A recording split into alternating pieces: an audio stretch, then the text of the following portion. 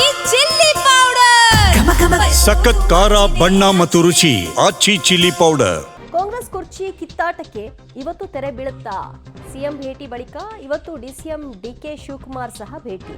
ಸಂಜೆಯೊಳಗಾಗಿ ಖರ್ಗೆ ಭೇಟಿ ಆಗುವಂತಹ ನಿರೀಕ್ಷೆಯನ್ನ ಮಾಡಲಾಗ್ತಿದೆ. ಯಾಕಂದ್ರೆ ಅವ್ರು ಹೇಳಿದ್ರು ಭೇಟಿ ಆಗ್ತೀವಿ ಅಂತ. ಡಿಕೆಶಿ ಜೊತೆಗೆ ಸಹೋದರ ಡಿಕೆ ಸುರೇಶ್ ಕೂಡ ಭೇಟಿಯಾಗಿ ಮಾತುಕತೆ ನಡೆಸುವ ಸಾಧ್ಯತೆ ಇದೆ. ಕಾಂಗ್ರೆಸ್ ಕುರ್ಚಿಗೆ ಕಚ್ಚಾಟ ಏನು ನಡೀತಾ ಇದೆ, ಆ ಕಚ್ಚಾಟಕ್ಕೆ ಈ ಮೂಲಕವಾಗಿ ಒಂದು ಮುಲಾಮು ಸಿಗಬಹುದಾ ಅನ್ನುವಂತಹ ಪ್ರಶ್ನೆ. ಸಂಜೆಯೊಳಗಾಗಿ ಖರ್ಗೆ ಭೇಟಿಯಾಗುವಂತಹ ಸಾಧ್ಯತೆ.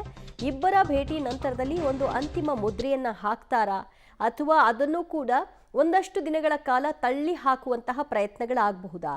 ಈ ಕೂಡಲೇ ಇದಕ್ಕೆ ಸ್ಪಷ್ಟನೆ ಸಿಗುವಂತಹ ಲಕ್ಷಣಗಳನ್ನ ಗಮನಿಸ್ತಾ ಇದ್ರೆ ಅದು ಸಾಧ್ಯವಿಲ್ವೇನೋ ಅನ್ನುವಂತಹ ಪ್ರಶ್ನೆ ಉದ್ಭವ ಆಗ್ತಾ ಇದೆ. ಯಾಕಂದ್ರೆ ಎಲ್ಲವೂ ಮಲ್ಲಿಕಾರ್ಜುನ ಖರ್ಗೆ ಅವರ ಬಳಿಯೇ ಕ್ಲಿಯರ್ ಕಟ್ ಆಗಿ ಮುಗಿದು ಹೋಗೋದಾಗಿದ್ದರೆ ಇಷ್ಟೆಲ್ಲ ಗೊಂದಲಗಳು ಆಗ್ತಾನೆ ಇರಲಿಲ್ಲ.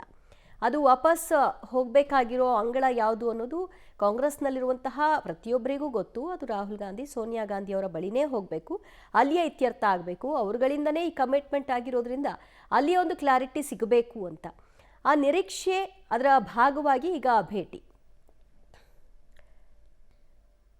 ಸಿಎಂ ಕುರ್ಚಿ ಖಾಲಿ ಇಲ್ಲ ಅಂತ ಹೇಳಿಕೊಂಡೆ ಸಿಎಂ ಕುರ್ಚಿಗಾಗಿ ಟವೆಲ್ ಹಾಕುವಂತಹ ನಂಬರ್ಸ್ ಏನು ಕೊರತೆ ಇಲ್ಲ. ಬಹುತೇಕರು ಟವೆಲ್ ಹಾಕೋದಕ್ಕೆ ಆರಂಭ ಮಾಡಿದ್ದಾರೆ. ನಿನ್ನೆ ಸಿಎಂ ಜೊತೆ 1-to-1 ಮೀಟಿಂಗ್ ಆಗಿತ್ತು. ಇವತ್ತು ಡಿಕೆ ಜೊತೆಗೆ ಕ್ಲೋಸ್ ಡೋರ್ ಮೀಟಿಂಗ್. ಹೈಕಮಾಂಡ್ ಸಂದೇಶ ರವಾನಿಸಲಿರುವಂತಹ ಖರ್ಗೆ ಹೈಕಮಾಂಡ್ಗೆ ಯಾವ ಸಂದೇಶವನ್ನು ರವಾನಿಸ್ತಾರೆ?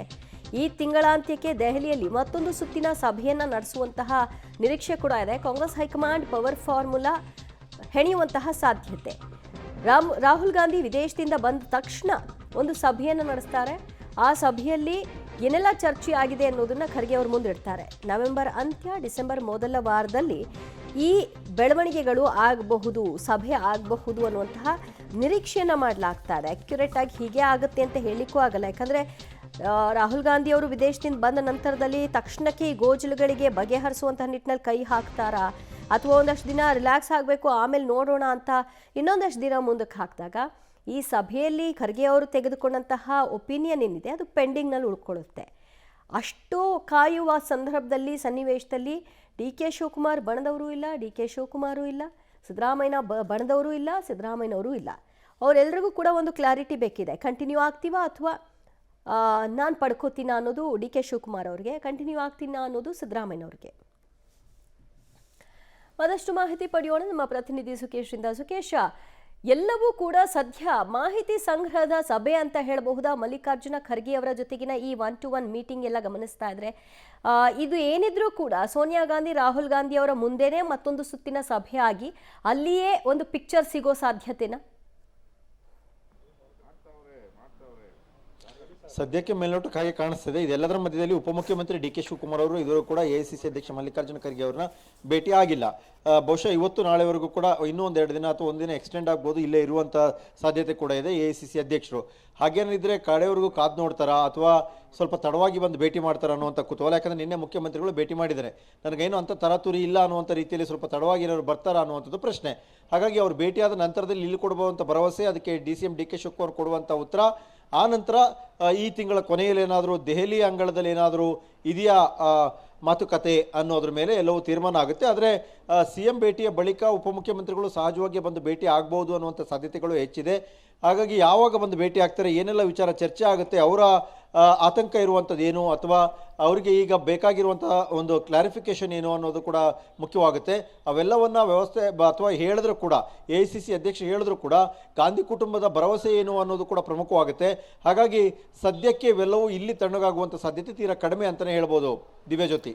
ಓಕೆ ಸುಕೇಶ್, ಸಂಪರ್ಕದಲ್ಲಿರಿ, ಮತ್ತಷ್ಟು ಮಾಹಿತಿ ಪಡ್ಕೊಳ್ತೀವಿ. ಸದ್ಯ ಕಾಂಗ್ರೆಸ್ನಲ್ಲಿ ಪವರ್ ಶೇರಿಂಗ್ ಗುದ್ದಾಟ ಒಂದು ಕಡೆಯಲ್ಲಿ ನಡೀತಾ ಇದ್ರೆ, ಮಗದೊಂದು ಕಡೆಯಲ್ಲಿ ದಲಿತ ಸಿಎಂನ ಕಾರ್ಡ್ ಪ್ಲೇ ಮಾಡಲಿಕ್ಕೆ ಮತ್ತೊಂದು ಟೀಮ್ ಕೂಡ ಮುಂದಾಗಿದೆ. ನಾನು ಸಿಎಂ ಆಕಾಂಕ್ಷಿ ಅಂತ ಕಾಂಗ್ರೆಸ್ನಲ್ಲಿ ಪರಮೇಶ್ವರ್ ಕೊಟ್ಟಿರುವಂತಹ ಸ್ಟೇಟ್ಮೆಂಟ್ ಸದ್ಯ ಬಿರುಗಾಳಿಯನ್ನ ಎಬ್ಬಿಸಿದೆ. ಪರಮೇಶ್ವರ್ ಪರ ನಿಂತ್ಕೊಂಡಿದ್ದಾರೆ ಸಚಿವ Satish Jarkiholi. CM versus DCM fight ಮಧ್ಯೆ ಈಗ 3ನೇ ಪವರ್ ಸೆಂಟರ್ ನಿರ್ಮಾಣವಾಗಿದೆ. ಅಧಿಕಾರ ಹಸ್ತಾಂತರ ಸನ್ನಿವೇಶ ಸೃಷ್ಟಿಯಾದರೆ ದಲಿತ ಸಿಎಂ ಆಗ್ತಾರಾ ಅನ್ನುವಂತಹ ಪ್ರಶ್ನೆಯನ್ನು ಕೂಡ ಇಲ್ಲಿ ಇಡಲಾಗಿದ್ದು, ಹೊಸ ದಾಳವನ್ನ ಸಿಎಂ ಆಪ್ತೇಷ್ಟರ ಬಣ ಉರುಳಿಸಿದೆ. ಪರಮೇಶ್ವರ್ ಸಿಎಂ ಆಗ್ತೇನೆ ಅನ್ನೋದ್ರಲ್ಲಿ ತಪ್ಪೇನು? ಅವ್ರು ಆಗ್ತಾರೆ ಅನ್ನೋದ್ರಲ್ಲಿ ತಪ್ಪೇನು ಅಂತ ಅವರ ಪರವಾಗಿ ಪ್ರಸಾದ್ ಅಬ್ಬಯ್ಯ ಅವರು ಸಹ ಬ್ಯಾಟಿಂಗ್ ನಡೆಸಿದ್ದಾರೆ. ಪ್ರಸಾದ್ ಅಬ್ಬಯ್ಯ ಇರಬಹುದು, ಸತೀಶ್ ಜಾರಕಿಹೊಳಿ ಇರಬಹುದು, ಇವರೆಲ್ಲರೂ ಕೂಡ ಪರಮೇಶ್ವರ್ ಅವ್ರು ಕೇಳಿರೋದು ತಪ್ಪೇನು, ಆಕಾಂಕ್ಷಿಗಳಿರ್ತಾರೆ, ಅದನ್ನ ಈಡೇರಿಸೋರು ಹೈಕಮಾಂಡ್ ಅಲ್ವಾ, ಪ್ರಸ್ತಾಪ ಮಾಡಲಿ ಬಿಡಿ ಅನ್ನುವಂಥ ಹೇಳಿಕೆಗಳನ್ನ ಕೊಟ್ಟಿದ್ದಾರೆ. ನಾವು ಯಾವಾಗಲೂ ರೇಸಲ್ಲಿ ಇರ್ತೀವಿ ಕಣ್ರಿ, ಅದೇನೋ ದೊಡ್ಡ ವಿಚಾರ ನೋಡಿ. ಈಗ 2013 ನಾನು ಪ್ರದೇಶ್ ಕಾಂಗ್ರೆಸ್ ಸಮಿತಿ ಅಧ್ಯಕ್ಷ ಆಗಿದ್ದೆ.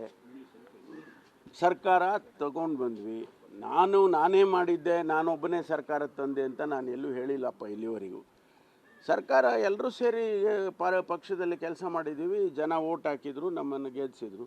ಆ ಸಂದರ್ಭದಲ್ಲಿ ನಾನು ಪರಾಭವಗೊಂಡೆ. ಒಂದು ವೇಳೆ ನಾನು ಗೆದ್ದಿದ್ದರೆ ಏನಾಗ್ತಿತ್ತೋ ಗೊತ್ತಿಲ್ಲ. ಅವತ್ತು ಹೌದು ರೇಸಲ್ಲಿದ್ದರೆ ಸ್ವಾಭಾವಿಕವಾಗಿಯೂ ಪ್ರದೇಶ್ ಕಾಂಗ್ರೆಸ್ ಸಮಿತಿ ನಮ್ಮಲ್ಲಿ ಕನ್ವೆನ್ಷನ್ ಇದೆ, PCC ಅಧ್ಯಕ್ಷರಿಗೆ ಒಂದು ಅವಕಾಶ ಕೊಡ್ತಾರೆ. ಅದು ಕೆಲವು ಸಂದರ್ಭದಲ್ಲಿ ಆಗೋದಿಲ್ಲ. ಅದು ಎಲ್ಲರಿಗೂ ಅಷ್ಟೇ ಪ್ರಾಮುಖ್ಯತೆ ಸಿಗಬೇಕನ್ನೋದು ನಮ್ಮ ಉದ್ದೇಶ. ಮುಖ್ಯಮಂತ್ರಿ ಆಗಲಿಕ್ಕೆ ಮಾಡೋದು ಬಿಡೋದು ಹೈಕಮಾಂಡ್ ಮಾಡ್ತಾರೆ. ನಡೆಯೋದು ಆ ಬಗ್ಗೆ ಹೇಳಲಿಕ್ಕೆ ಹೋಗಲ್ಲ. ಆದರೆ ಈ ಪಕ್ಷ ಬರಲಿಕ್ಕೆ ಎಲ್ಲರೂ ಸಹಕಾರ ಇದೆ. ಅದನ್ನು ಕೆಲವೇ ಜನ ಅದನ್ನು ನಂದೇ ಶ್ರೇಯಸ್ ಅಂತ ತಗೊಳ್ಳೋಕ್ಕೆ ನಾವು ಒಪ್ಪೋದಿಲ್ಲ. ನಮ್ಮೆಲ್ಲ ದಲಿತರು ಕೂಡ ಬಹಳ ವರ್ಷಗಳಿಂದ ಕೂಡ ಬೇಡಿಕೆ ಇದೆ, ಮುಖ್ಯಮಂತ್ರಿಗಳಾಗಬೇಕನ್ನುವಂಥದ್ದು ಕೂಡ ಇದೆ. ಅದರಲ್ಲೇನು ಪ್ರಶ್ನೆನೇ ಇಲ್ಲ, ಎರಡು ಮಾತಿಲ್ಲ. ಆದರೆ ಈಗ ಯಾವುದೂ ಕೂಡ ಆ ಥರದ ಚರ್ಚೆನೂ ಇಲ್ಲ, ಈ ಸಂದರ್ಭದಲ್ಲಿ ಯಾವುದೂ ಕೂಡ ಆಗ್ತಾ ಇಲ್ಲ. ಮತ್ತಷ್ಟು ಮಾಹಿತಿ ಕೊಡ್ತಾರೆ ನಮ್ಮ ಪ್ರತಿನಿಧಿ ಸುಕೇಶ್. ರೇಸ್ನಲ್ಲಿ ಇರೋದು ಬೇರೆ, ಗೋಲ್ ರೀಚ್ ಆಗಿ ಟ್ರೋಫಿಗೆ ಕೈ ಇಟ್ಟಿದ್ದು ಬೇರೆ. ಈಗ ಟ್ರೋಫಿ ಕೈ ಇಟ್ಟಾಗಿದೆ CM DCM ಇಬ್ಬರು ಕೂಡ. ಅವರಿಬ್ಬರಿಗೂ ಸಮಾನ ಹಂಚಿಕೆ ಅಂತ ಘೋಷಣೆ ಕೂಡ ಆಗೋಗ್ಬಿಟ್ಟಿದೆ, ಅಧಿಕೃತವಾಗಿ ಅಲ್ಲದೆ ಹೋದ್ರು ಅವರವರ ಮುಂದೆ. ಈಗ ರೇಸ್ನಲ್ಲಿದ್ದೀನಿ ಅಂತ ಪರಮೇಶ್ವರ್ ಅವರು ಹೇಳ್ಕೊಳ್ಳೋದ್ರಿಂದ ಆಗೋ ಲಾಭ ಏನು ಅಥವಾ ಬದಲಾವಣೆಗಳೇನು? ಈ ಸಮಯ ಸಂದರ್ಭ ಆಗಿರೋದ್ರಿಂದ ಸಹಜವಾಗಿ ಪರಮೇಶ್ವರ್ ಅವರು ತಮ್ಮ ರಾಜಕೀಯ ದಾಳವನ್ನು ಉರುಳಿಸಿದಂತೆ ಕಾಣಿಸ್ತಾ ಇದೆ. ಯಾಕಂದ್ರೆ CM DCM ಇಬ್ಬರ ನಡುವಿನ CM ಕುರ್ಚಿಯ ರೇಸ್ ಇದೆ ಅನ್ನುವಂಥದ್ದು ಕಳೆದ ಕೆಲವುಗಳಿಂದ ಚರ್ಚೆ ಆಗ್ತಾ ಇತ್ತು. ಆಗಾಗ ತಮ್ಮ ಮನಸ್ಸಿನ ಇಚ್ಛೆಯನ್ನು ಕೂಡ ಡಾಕ್ಟರ್ G ಪರಮೇಶ್ವರ್ ಅವರು ವ್ಯಕ್ತಪಡಿಸಿದ್ದು ಇತ್ತು. ಈಗ ಏನಾದರೂ ಇದು ಗಂಭೀರ ಸ್ವರೂಪವನ್ನು ಪಡೆದುಕೊಂಡ್ರೆ ಆ ಸಂದರ್ಭದಲ್ಲಿ ಏನಾದರೂ ಅನಿವಾರ್ಯವಾಗಿ ದಲಿತ CM ಕಾರ್ಡ್ ಪ್ಲೇ ಆಗಿ ಅದು ಸಕ್ಸಸ್ ಆಗುವ ಹಂತಕ್ಕೆ ಏನಾದ್ರು ಬಂದರೆ ನಮ್ಮದು ಒಂದು ಕ್ಲೈಮ್ ಇರಲಿ ಅನ್ನುವಂಥ ಲೆಕ್ಕಾಚಾರದಲ್ಲಿ ಬಹುಶಃ ಪರಮೇಶ್ವರ್ ಅವರು ಈ ದಾಳವನ್ನು ಉರುಳಿಸಿದಂತೆ ಕಾಣಿಸ್ತಾ ಇದೆ. ಇದುವರೆಗಿನ CM DCM ನಡುವಿನ ಕದನದಲ್ಲಿ ಪ್ರಮುಖವಾಗಿ ಅದು ಕಂಡು ಬಂದಿರಲಿಲ್ಲ. ಆದರೆ ಪರಮೇಶ್ವರ್ ಹೇಳಿಕೆ ಕೊಟ್ಟಿರುವಂಥದ್ದು ಏನಾದರೂ ದಲಿತ ಕಾರ್ಡ್ ಅನ್ನುವಂಥದ್ದು ಅಪ್ಲೈ ಆಗ್ತಾ ಇದ್ರೆ ಆಗಲಿ, ರೇಸಿಗೆ ಅದು ಕೂಡ ಒಂದು ರೇಸ್ ಆಗಿ ಪರಿವರ್ತನೆಯಾಗಿ ಬಂದು ನಿಂತರೆ ನಿಲ್ಲಲಿ ಅನ್ನುವಂಥ ಲೆಕ್ಕಾಚಾರದಲ್ಲಿ ಮಾತನಾಡ್ದಂಗೆ ಕಾಣಿಸ್ತಾ ಇದೆ. ಮತ್ತು ಇದೊಂದು ಸೂಕ್ತವಾದ ಸಮಯ ಅನ್ನುವಂಥ ಲೆಕ್ಕಾಚಾರವೂ ಇರ್ಬೋದು. ಹಿಂದುಳಿದ ವರ್ಗದ ನಾಯಕರಾಗಿರ್ತಕ್ಕಂಥ ಸಿದ್ದರಾಮಯ್ಯ ಅವರನ್ನ ಇಳಿಸುವ ಸಂದರ್ಭದಲ್ಲಿ ಸಾಕಷ್ಟು ದಶಕಗಳಿಂದ ರಾಜ್ಯದ ಕಾಂಗ್ರೆಸ್ನಲ್ಲಿ ಕೂಗೆದ್ದಿರುವಂಥ ದಲಿತ CM ಕಾರ್ಡನ್ನು ಪ್ಲೇ ಮಾಡಿದ್ರೆ ಅಪ್ಪಿತಪ್ಪಿ ಒತ್ತಡ ಜಾಸ್ತಿಯಾಗಿ ಅದೇನೋ ಕ್ಲಿಕ್ ಆದರೆ ಆಗಲಿ ಅನ್ನುವಂಥ ಲೆಕ್ಕಾಚಾರ ಇರ್ಬೋದು.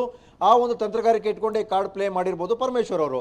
ಹಾಗೇನಾದ್ರು ಅವಕಾಶ ದಲಿತ CM ಗಿದ್ದರೆ ಅದು ನಾನೇ ಕ್ಲೈಮ್ ಮಾಡಬೇಕು ಅನ್ನುವಂಥ ಲೆಕ್ಕಾಚಾರವು ಇಟ್ಕೊಂಡು ಕೂಡ ಮಾತಾಡಿರುವಂಥ ಸಾಧ್ಯತೆ ಕೂಡ ಇರುತ್ತೆ. Divyajyoti. Okay Sukesh, thank you ನಿಮ್ಮೆಲ್ಲ ಮಾಹಿತಿಗೆ.